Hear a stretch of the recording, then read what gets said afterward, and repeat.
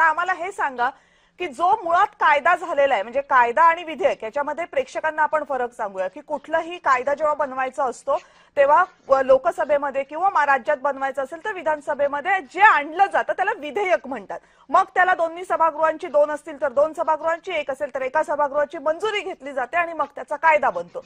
कायदा बनला की तो अंमलात येतो. आता आरती मॅडम सांगा की जर कायदा तयार झालेला आहे तर वारंवार त्याचा विधेयक म्हणून का उल्लेख केला जातो? आणि दुसरी गोष्ट की कायदा तयार झालेला असताना त्याच्या अंमलबजावणीसाठी होत नाहीये म्हणून विरोधकांना का जबाबदार धरलं जातंय? आव्हानांची भाषा का केली जाते? नमस्कार.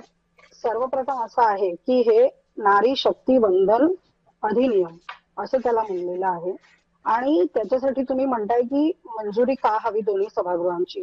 बघा असं आहे की जेव्हा भारतीय जनता पार्टीने किंवा केंद्रातल्या एनडीए सरकारने जर एखादा निर्णय घेतला, जर एखादा कायदा आणला आणि तो लागू केला तर त्याच्यावरही विरोधक गदारोळ घालतातच. आणि मग कसं बघा या मोदी सरकार कशा प्रकारे स्वतःची मनमानी करतंय आणि कशा प्रकारे हे हुकुमशाही करतायत, अशा प्रकारच्या तानाशाही करतायत असे आरोप केले जातात. आणि महिला विधेयक हे असं आहे की त्याला जर सगळ्यांची संमती घेतली तर त्यात वाईट कुठे आहे. आणि खरं तर सगळ्यांनी सहमती देणं अपेक्षित होतं, परंतु जेव्हा ते मताला पडलं तेव्हा तिथे काय झालं हे आपण पाहिलं.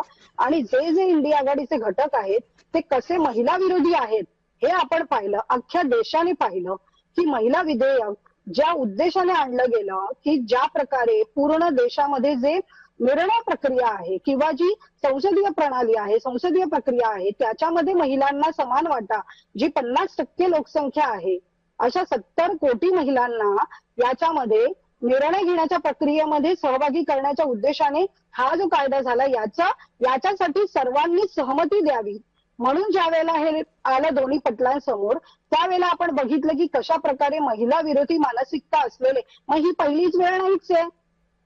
हे आपण याच्या आधीही बघितलंय की याच्या आधी हे बिल का पास होऊ शकलं नाही आणि पुन्हा तीच पुनरावृत्ती आपल्याला होताना या ठिकाणी दिसते.